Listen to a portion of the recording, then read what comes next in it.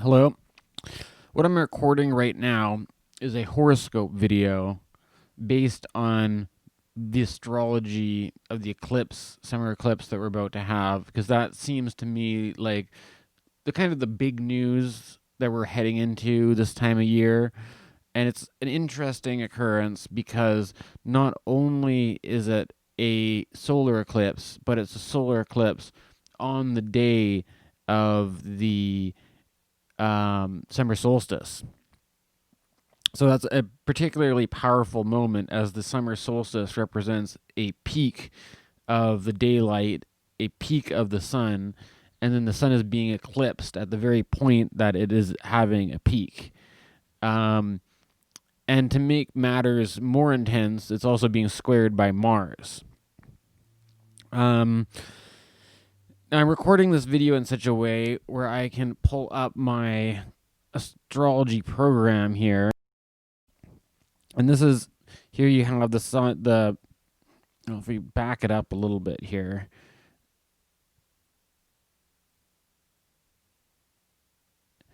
So here's the 0 degree of Cancer, but leading up to that, the day before, we have the sun and the moon both in Gemini, as you see here, and then as we go to the summer solstice, of course, is the cusp point basically between Gemini and Cancer, so that the eclipse basically happens right between the division of Gemini and Cancer, which makes it an interesting kind of reading to try to do, because I think a lot of what the energy we're experiencing leading up to the eclipse has to do with Gemini, and then the actual eclipse point kind of marks the crossover leading into Cancer. So I kind of consider it like the last Cancer eclipse before we move into the lunar nodes in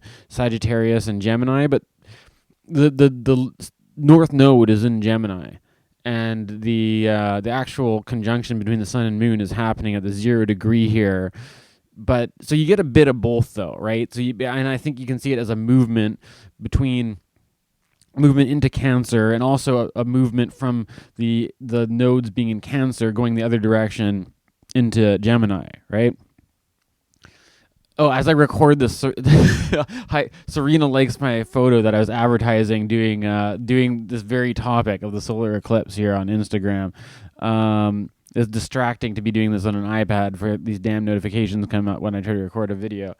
But anyways, what I'm going to do here is I'm going to do sign by sign for the 12 signs of the zodiac. And if you have you can read this as your rising sign, because that's how the technique I'm doing works, is using the rising signs to derive the meanings. However, I think you can use the same principles to apply them to your sun sign using the basis for that technique is called derived houses. So that if you have sun in Aries, if you look at this, then the Pisces is the 12th house relative to Aries. Cancer is the 4th house relative to Aries, and so on. But if you had, let's say you're like sun in Aries with like Gemini rising, right? Then you could read for both Gemini and Aries. But the basis of the technique uses the ascendant sign. So starting off here, well, what makes this kind of interesting, I've kept the aspect lines on in the program here. Often I take them off because they're the way the program draws them. Like, I'd like to tweak it a bit more than what I can tweak in the program, and so it can be a bit. I find the aspect lines could be a bit more messy than I'd like, but you can still see here that in the red lines creating what the modern astrologers call a T cross, or a T square. You've got Mars is basically T squaring this eclipse.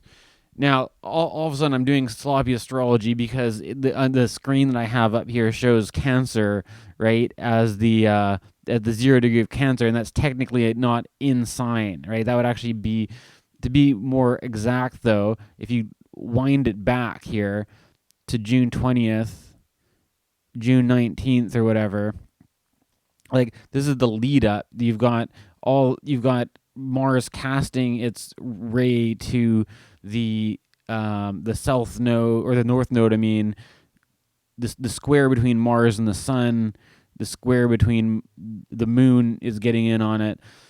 And that's kind of where all the tension is coming up, building up to the eclipse here, is the square between Mars in Pisces and the sun in Gemini.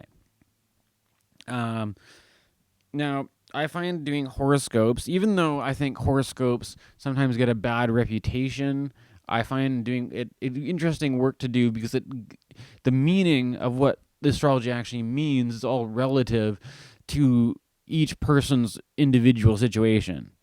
And while looking at each of the 12 signs is nowhere near accounting for all the different multiplicity of variables and dynamics in the world, it starts to give us a more of a multifaceted picture, reviewing things from 12 different directions here, not just talking about a singular event happening, but how you can relate to one thing in 12 different ways. So here we get into the question, to start it off with, of how does Aries view this eclipse that's happening. And first of all, it's important to take note that the Mars in Pisces is the 12th house relative to Aries, which could be a certain degree of, just to put it bluntly, fucking up, basically, on the point of view of the Aries. There's a certain... The fucking up could have to do with a kind of a Pisces kind of wet blanket, or watery, acting out, kind of out of temper. You've got that Mars temper, but that kind of emotional, sort of weepy Pisces thing going on. The Neptune influence there is probably not the most clearest thinking, and so there's certain sort of like doing something regrettable under a state of intoxication maybe, or acting out in some way. And if you look at the square between the 12th and the 3rd, what does that put the conflict on? That's going to put conflict on it puts a conflict on the 3rd house to do with either siblings or the neighborhood. So, or that could also be aunts and uncles and things like that, but it could be some sort of conflict between the brothers, between the sisters, some sort of conflict with the neighbors, in the neighborhood. And I'm aware, with all the protests going on in the States, that for the Aries rising individual to be careful when you're out in the neighborhood, lest you get in trouble. And what we see happening over the course of the few days leading up to the eclipse is that kind of pressure being put on either the siblings or the neighborhood, and then kind of culminating in the eclipse, which happens in the 4th house to do with the home and the family. So that it could also bring in the parents into the situation, depending on what the situation is. It could bring up certain things to do with different ancestral issues on maybe at a deeper level. But yeah, that's when you're starting to look at Aries, that's kind of what gets highlighted here as it goes through the 3rd and kind of culminates in the 4th, taking that. And I think, yeah, you got to watch out for that Mars in the 12th, because you could be not acting in your own best interests, and sort of try to become more aware of the blind spots in your behavior. Basically, that's kind of what 12th house is about. So what I'm going to do now is I'm going to switch to, you know what? I've got another idea here before I get out of Aries. One of the things, I'm going to switch back to my camera here. Sorry, now you can see that's kind of funny. You can see my you can see my Chinese takeout order and the junk mail that came in here. Perhaps not, screw this. The mess. This is real the dirty side of astrology. Unfortunately, this is Mars and Pisces. I'm sorry to my Mars Virgo girlfriend, but this is one of the shitty things that comes with Mars and Pisces is just the sheer mess of it all. But what I would like to do now is I'm going to do a tarot card reading for each of these signs. I'm just going to do a single card here, okay? I'm just embracing the Mars and Pisces. So I'm going to pull a random card here, like just so you can see that I'm not even faking it here. I'll pull here. What's this? What is this for Aries? We're just doing one card for you here. The Knight of Pentacles. So, what does the Knight of Pentacles mean? Well, it basically stands for Virgo, right? Which is interesting. It's a mutable, transitionary Earth kind of thing. And this makes me want to jump back to here. Let's see what Virgo is here. Virgo is the 6th house relative to this. And you see Mercury, the ruler of Virgo, here with going into retrograde, right? We're going to have Mercury retrograde. And this is a reminder, basically. The Knight of the Pentacles is a reminder that we're not just going into a solar eclipse here, but there's also Mercury retrograde happening. And as Aries rising, Mercury rules your 6th house to do with health, and not to forget about matters of health during this times of changing fortunes and the ups and downs of eclipse season. So keep your health in mind while because that could be another blind spot to look out for.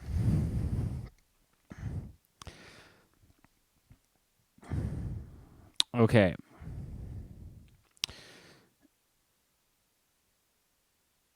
Now, continuing on. Now we're going to go on to Taurus. Yeah, go back. Okay.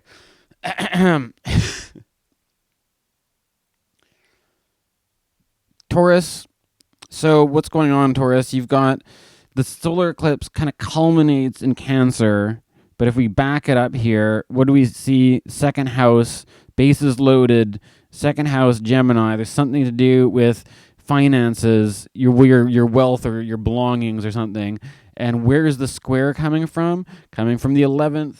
And so the 11th has to do with your goals, your motivations, and really like the second. So it's like the conflict here is between your goals and ambitions, and do you have the funding for it? In a sense, do you have the money to fuel what your goals and what you're striving towards, basically? And with the whole economic downturn of the lockdown and the kind of recession, the fallout that is kind of coming out of that, it could put a kind of damper on the help you were perhaps expecting to have in reaching your your career goals or your education goals or those kinds of things. Although the North Node though is moving into Gemini. It has been in Cancer for the last however long that was, a year and a half or however long the nodal period is exactly, about a year and a half, I think. So it's moving into Gemini now. So it's going to put more of a focus on income, whether you have the funding, the resources available to do what it is that you're trying to do, basically, right? So that's going to be a kind of a shift in focus, but at this particular junction, it may seem like there's a lot of conflict around that. Like you don't have... sorry for all these ads showing up on my iPad here. Maybe I should change the settings next time I make a video. But yeah, whether you have the wealth and resources to do what it is you want to do is going to be a focus. Now, I'm going to do the same thing switch to the camera here, and we're going to pull a card for Taurus. Oh, the Two of Pentacles. So this is a card that has to do, as you can see in the background there, the waves are rocky. There's rocky waves. It's a rocky time, and you're kind of trying to keep balance in a not a very balanced landscape. The ship in the background looks like it could topple over. So I think, and then we can also apply the astrology correlations here, that it's highlighting Capricorn, which is in the 9th house. You've got Jupiter Pluto conjunction in Capricorn in the 9th house, and we're also having Saturn is kind of heading back there for the retrograde. You see, around the time that we're looking at this chart, well, if we go back around the 9th house there has to do with foreign travel, long distance, and higher learning. And you're seeing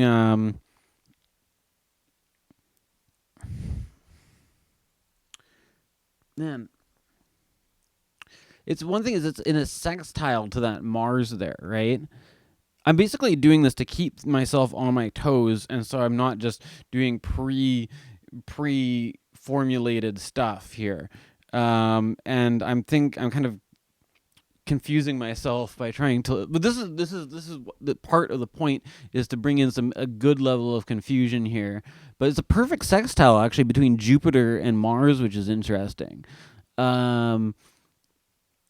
But Jupiter isn't really in a good position in its fall in Capricorn, and it's sort of like a compromised benefic trining the malefic there of Mars, or not trining, sorry, sextiling. But it's interesting to take that into consideration based on that we had the South Node recently in Capricorn there with Jupiter and Pluto, and that you kind of saw that around the whole downfall of the coronavirus and the lockdown. And now the South Node is moving into Sagittarius. But the what we're seeing here is a certain moment, I think, where it's sort of like when all that stuff got triggered. Remember, that stuff got triggered by Mars going through Capricorn earlier this year. Now Mars is making that sextile to that Jupiter. So this is kind of like all the culminating of that, of Jupiter getting its ass kicked earlier this year. It's kind of culminating now, and Mars is creating this sextile of bringing forth some kind of fruit, but I don't know if it's necessarily the best kind of fruit. But that is still kind of culminating here in this eclipse, and with that connection with Mars and Jupiter there, the aspect. I don't know. Maybe that's a bit convoluted, but I'm not going for the most obvious things here by incorporating the tarot cards. But if we go back to the image too, I think there's the basic, at a more primary level, you could see it as the higher lessons of keeping oneself stable in the most, not the most, steady of situations. It's kind of a rocky, tumultuous period in finding that stability. And we're doing a reading for Taurus right now, and Taurus being a fixed sign, that might work out for Taurus to sort of anchor in and find that stability. All right, next one.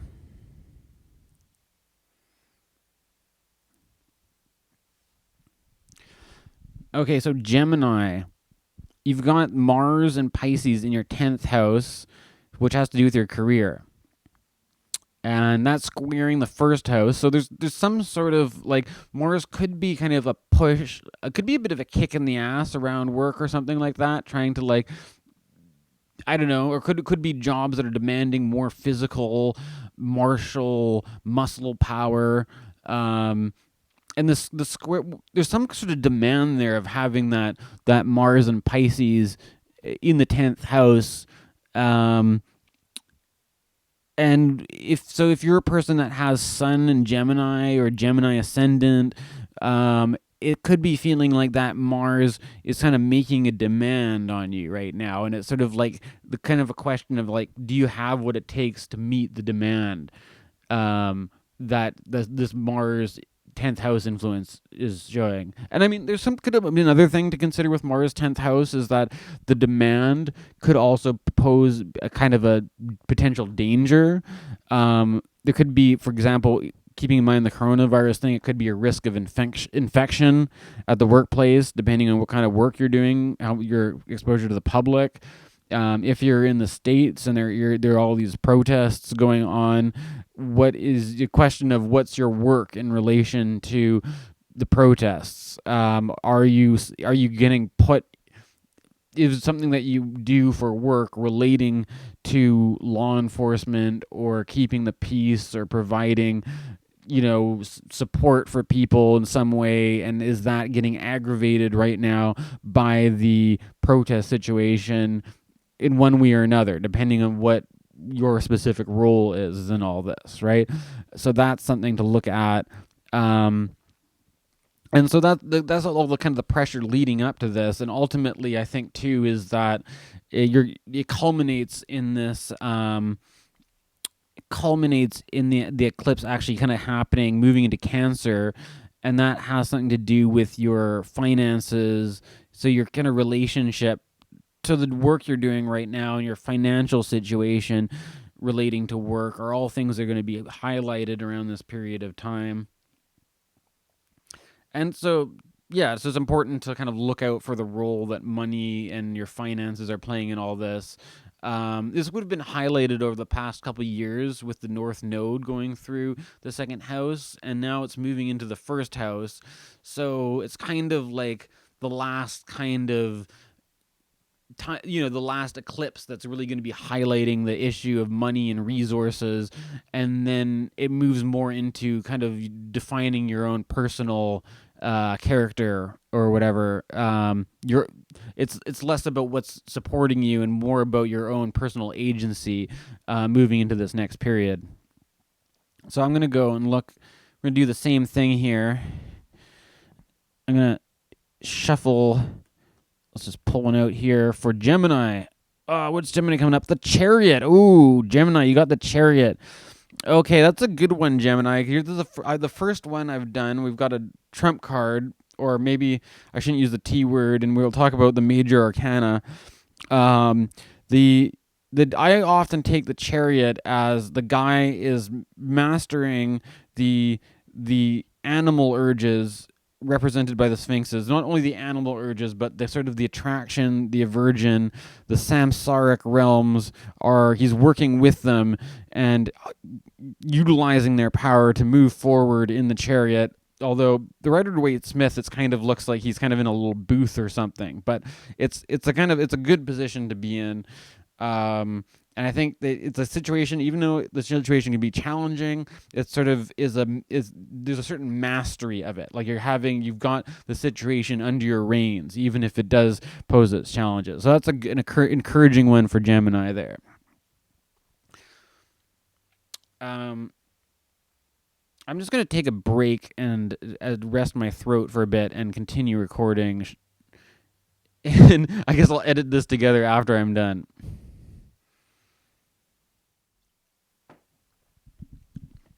So now we're looking at the chart for Cancer.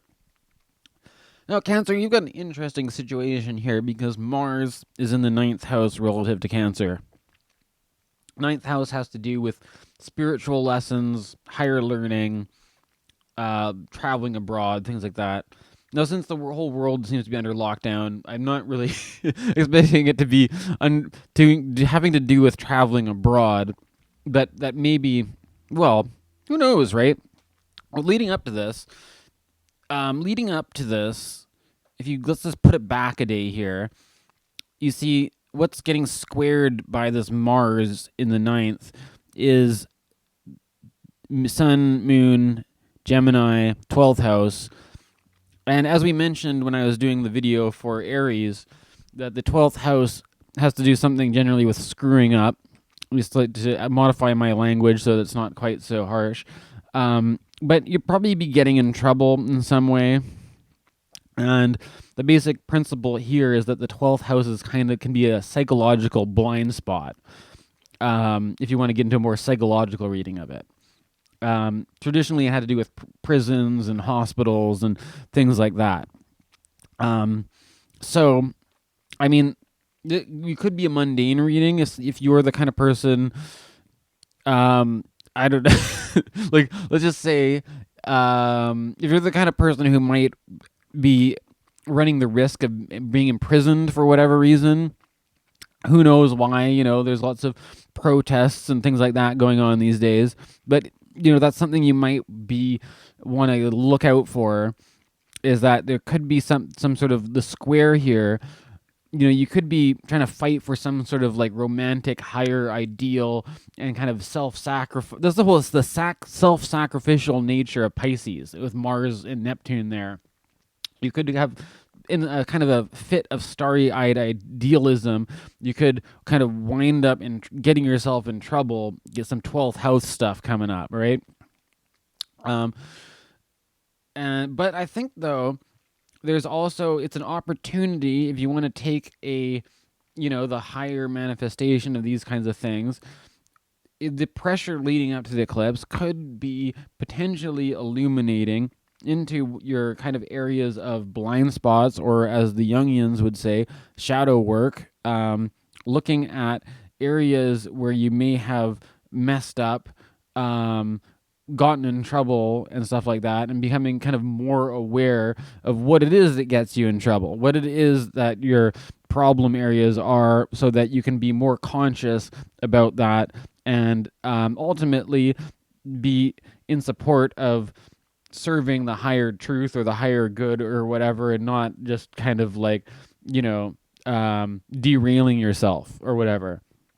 So I think there's a chance of getting in trouble here with this heavy 12th house lineup, but it could also be, as you see that the eclipse, when it actually perfects, is in the first, so it could be actually maybe even a transformational moment of redefining yourself or something like that, because you can be more conscious of or more integrating the unconscious patterns that you might have or something, right?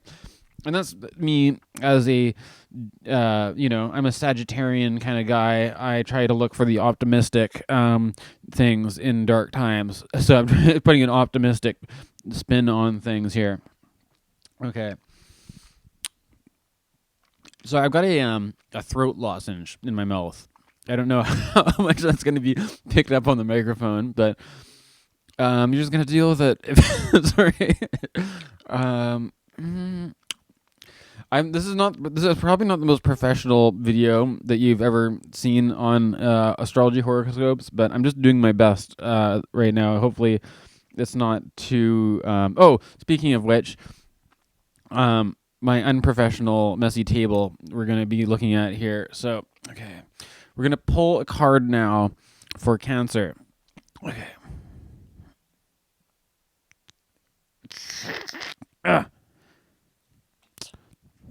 Well, the Three of Wands, it's kind of like you already got something, but you're looking for more.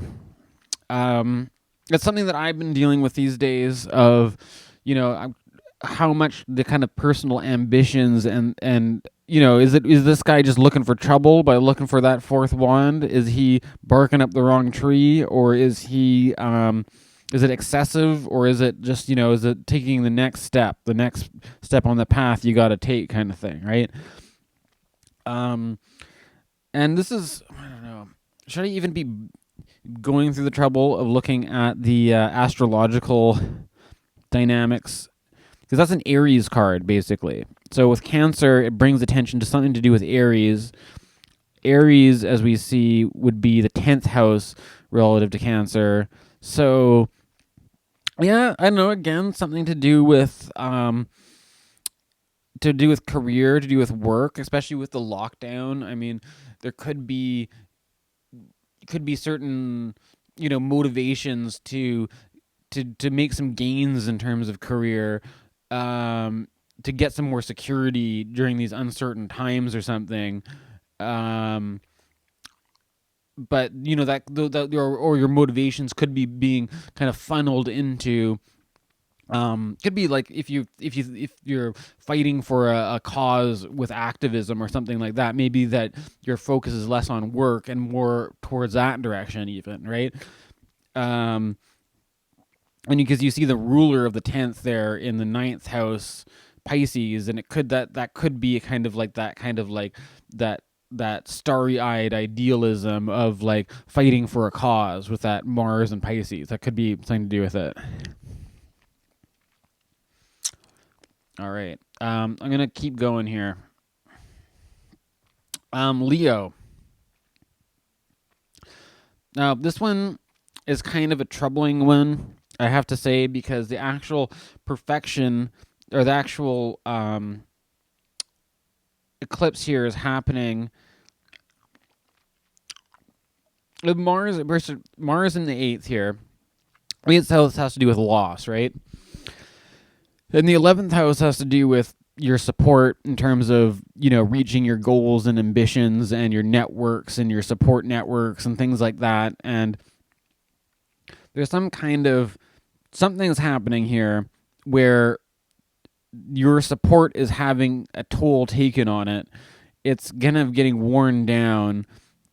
It's not it's getting put to the test. Like there's shit is, like people, there's a lot of maybe businesses and stuff like that may be going through a lot of losses due to the fallout of the coronavirus and the general state of chaos and disorder we seem to be getting thrown into. And so like there might be, you might have been thinking you had certain supports that would help you, and now they're really being put to the test. And maybe sometimes they might be falling short, or you really see, whether your supports deliver or not. And as the eclipse it perfects where in the 12th house, right? So I mean that in itself could be kind of dramatic. It could be a kind of like oh shit moment. I don't know. I mean, let's look at the tarot cards and see if the tarot cards have anything to say about it. Okay, so Leo, we've already kind of like said it could be. What's this? Oh, strength. Appropriate for a Leo, right? Appropriate to pull strength with the lion there for when we're doing Leo here. So Leo, I mean, it could be kind of an oh shit moment with that eclipse in the 12th house, but with strength and perseverance and maybe a bit of self-control, hopefully it doesn't get too screwed up. And a good thing to keep in mind too is that you've had for the past couple of years these eclipses happening in the 12th house and the 6th house, which are difficult houses to have eclipses in. With the nodes moving into the 11th and the 5th, your fortunes will be probably changing a bit for the better. I would say the support, this could be a critical moment in terms of your support, but even if it sort of seems like a falling short moment, it hopefully will pick up over the next couple of years, even if this particular moment isn't looking too good. But the strength is really to persevere through this, is that it'll probably get better for you in the future. Okay.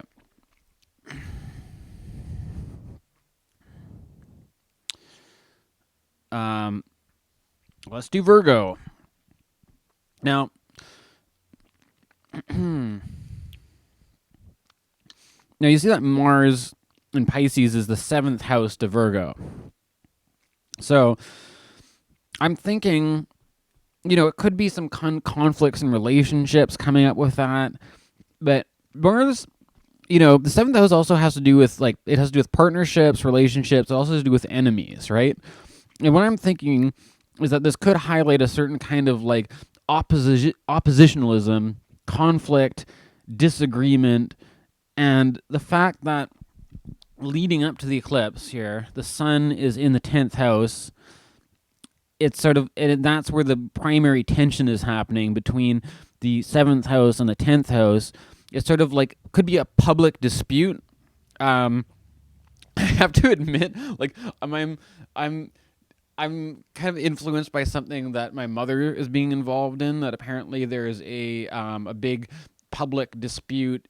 I mean, with all the stuff in this going on in the news right now in the States, this is a kind of a smaller issue, but there is a local hospice in my hometown where my mom lives, and there's a big controversy where some religious fundamentalists basically have taken over the hospice society and are kind of going to war against a kind of a euthanasia, medically assisted suicide for the terminally ill people. And so that's turned into a big kind of public controversy that people are kind of taking sides and being polarized on. And you can see that with the square between Gemini and Pisces here, with Pisces being the opposite house to Virgo. And I'm just coming. This is something that I hear about whenever I talk to my mom, and my mom has a Virgo sun, so this is happening opposite to her sun, kind of inflaming the kind of oppositional thing, and also the Gemini season of it. The sort of kind of, especially with Gemini, that media kind of thing, like it's out there in the media, it's public, it's so that's kind of where I'm bringing. This is kind of informing my point of view as I read for Virgo here.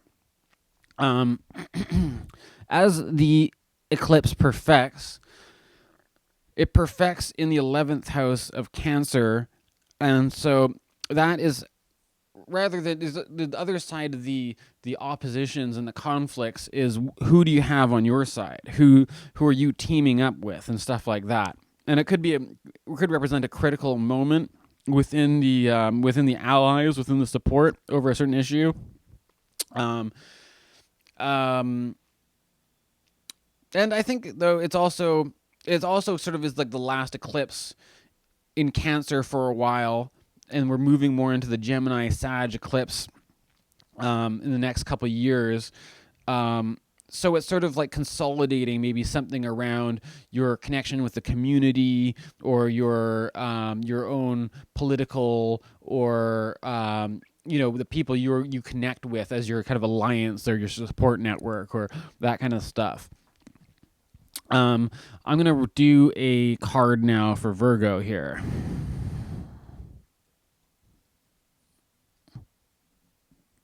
Oh, the Wheel of Fortune. Well, obviously with the Wheel of Fortune, it alludes to the fact that there are fated events that happen. Things go up and down. You win some, you lose some. And sometimes, you just have to kind of roll with it. And there might be external things happening which are fated and out of your control, basically. And so I think that's another. It's an interesting time because it sort of gives us some perspective that it's not all just about us and what we do, but rather us participating in some bigger play going on, the bigger turnings of the wheels and things like that, right? All right. Well, I'm just going to take another pause now. And my girlfriend just came home. Maybe I'll say hi to her, and I'll continue recording these videos.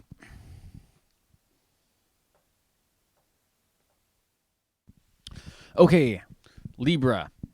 The direction that I was going on this when I was making my notes for it is that if you see Mars in Pisces is in the 6th house, so that one thing that 6th house usually has to do with health, usually has to do with mundane manual labor, the kind of menial work, basically. And the square that's happening is between that house and the 9th, which usually has to do with higher learning or long distance things. So, I mean, there's certain tensions that you can see here. Specifically, I mean, if you look at all the stuff going on with both the coronavirus and the protests, they could all be seen as kind of 6th house topics, because there's a certain kind of conflict or eruption of protests and chaos and disorder. Could be a kind of a Mars sixth house topic, as well as the eruption of infections and health concerns and stuff like that. The tension between the 6th and the 9th could have to do with, for one thing, how is that conflict affecting, if you're, let's say, a university student, if your studies, are you completely distracted? Are you not having a good time keeping up with this, like, trying to do lessons over Zoom? Are you completely forgetting about, leaving all that stuff behind to go protest on the streets and burn down police stations or whatever is going on in the States right now? That whole, that is one thing. It could also have to do with the ninth house has to do with long distances. So if you're having to adapt things to long distances, like maybe you worked a job at a restaurant before, but now all the restaurants you're having trouble finding to work because everything got, small businesses got affected or something, right? Or that your local neighborhood stuff is, you're more working local neighborhood jobs that are not as available anymore, or something like that, or this is becoming more of a long distance electronic kind of thing. And you've got that with the Mercury Gemini kind of thing, the electronic media, and that, whether that is supportive of our health, even if we're spending so much time on media, that could be another kind of issue coming through with this, right? And that kind of culminates too with the 10th house with Cancer. And so those kinds of things of, can you make your business work over long distance? Or what does, like, the difference between long distance online stuff or more local in-person stuff, and how does that affect, your work, and whether that's more mundane work or whether that's more of like a public image career kind of marketing thing, or whatever shape it takes. That those elements are probably going to be brought to the surface for the Libra individual. So we're going to pull a card now for Libra and see what we get.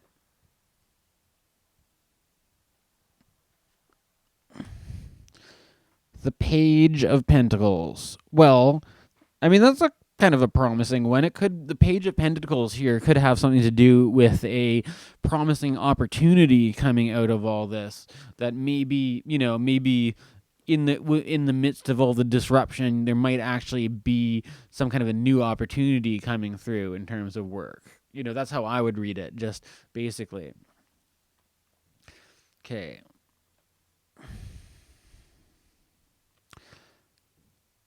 Now, with Scorpio,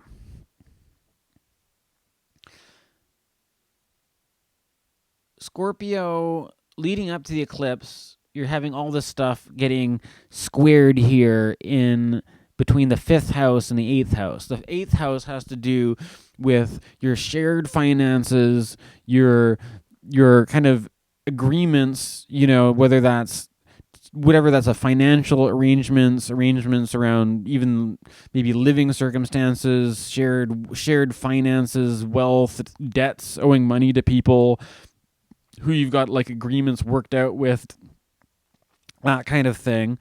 And there's some tension being put on that with Mars in the 5th. And I think that, the 5th house, sometimes that has to do with kids, if there's certain things with, like, between parents. I mean, I'm not a parent, right? I'm Scorpio rising. I'm not a parent though, so I don't view this in terms of children. But with the 5th house, does have to do with children. So in some cases, it could have to do with, your co-parenting if you're divorced, or the shared stuff between you and your partner, shared parenting responsibilities. That could be part of it. But the fifth house, I think a lot of in modern astrology, it has to do with the creative vision of an individual, the creative practices, the art that a person does, and things like that. And sort of, I think when we have time to do creativity, time to practice our craft, we have to kind of look at who do we owe for supporting that in a way, right? Because what gives us the time to put into developing these skills, honing these crafts, and oftentimes we may be dependent on others, like artists have often depended on wealthy benefactors or people to like help them out so that they have, they can put all the energy into doing whatever it is they do. And I mean, there could be some conflict there where whether it's too taxing, or whether you owe money to people, or whether you have the independence to realize the vision you want to realize. Maybe you're kind of compromised on what you're doing creatively because you're kind of tied in with the demands and expectations of the people that you're kind of sharing your resources or your finances with, or where your funding is coming from.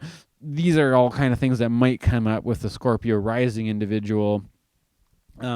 Ultimately, though, it culminates here in the solar eclipse in Cancer, with the kind of new moon eclipse here in Cancer, and that is the 9th house. So there could be something coming through of like a higher spiritual message in all of this, but I think especially when we're talking about an eclipse season, like eclipses can be kind of like heavy and dramatic and stuff, and I think it's a safe bet to say that usually the lesson has something to do with letting go. To say it's sort of like that, just sort of surrendering that it may not be in your control, and just kind of, and having an ego check or something, right?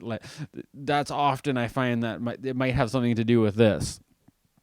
Especially when we're talking with this sort of these 9th house topics and having big heavy eclipses there.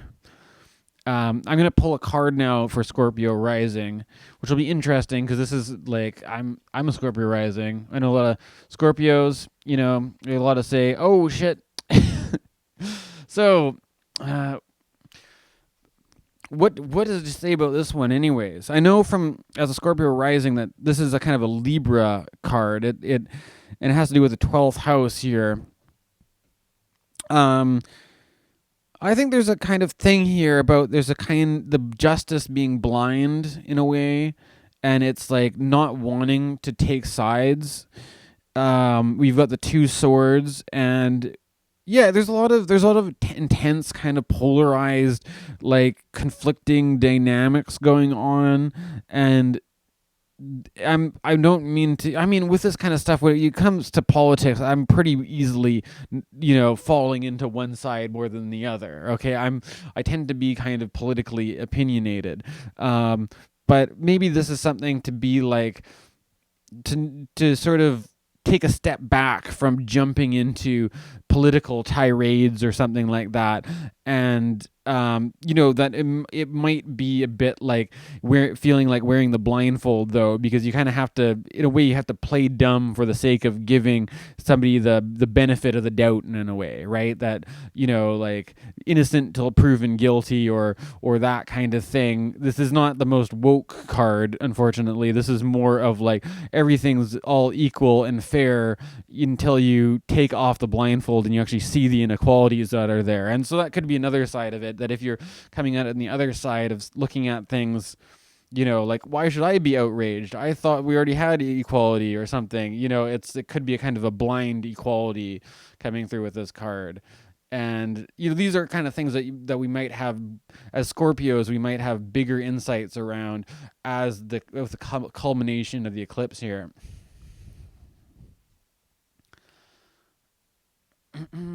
Hello.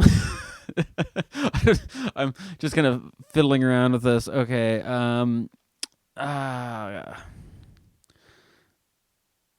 Okay, so Sagittarius.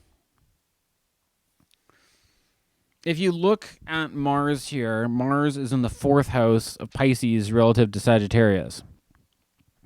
And the main areas of conflict getting highlighted between the square between Mars and the Sun and the Moon is the 7th house of Gemini. So issues between home and relationships, or also maybe home and remember that the seventh house also has to do with enemies, so there could be a certain, conflicts or whatever coming up. But could also you could take the relationship angle as well, and it could have things to do with like, is your living situation an obstacle for relationships? Is it supportive of relationships? Or it could also be like, maybe people are like locked down, right? You're locked down, but what are your coping mechanisms when you're locked down? Because I feel like with that Mars and Neptune in the fourth, it could be like, oh yeah, I'm like doing a really good job of social distancing, but I'm just like day drinking and being a mess, basically, right? Especially with this, the Jupiter, indulgent Jupiter signs, right? Like you have to be, take it easy, Jupiter, on the overindulgent to make it through this period of time.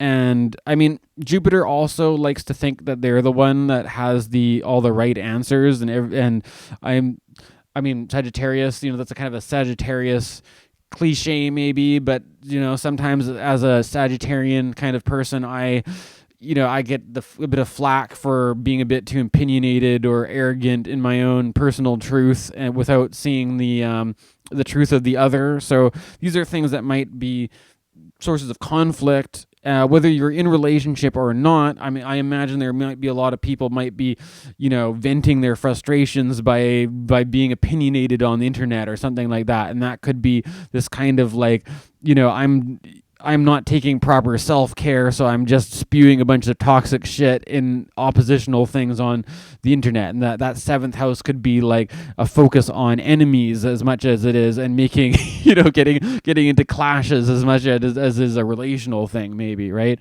I don't know. I'm just sort of, this is what I'm trying to like make some meaning around this.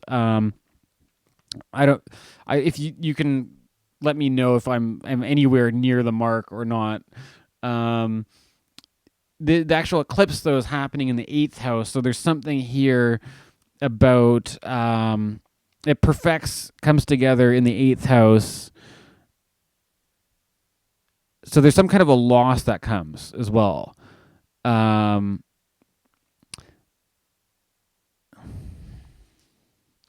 I think it's sort of like, I think it's good to be, if there is some of this oppositional things going on with like enemies or relationships or things like that, is to hold it lightly and not be too heavy-handed about it, because there could be a kind of a moment where things slip out of our control or something, something that falls out of our hands, and to just sort of like, as the Sagittarian, perhaps we have a gift of the pronoia that comes with Jupiter, to see that maybe even when things kind of mess up a bit, that maybe we can treat it gracefully. I'm gonna pull a card for Sag here.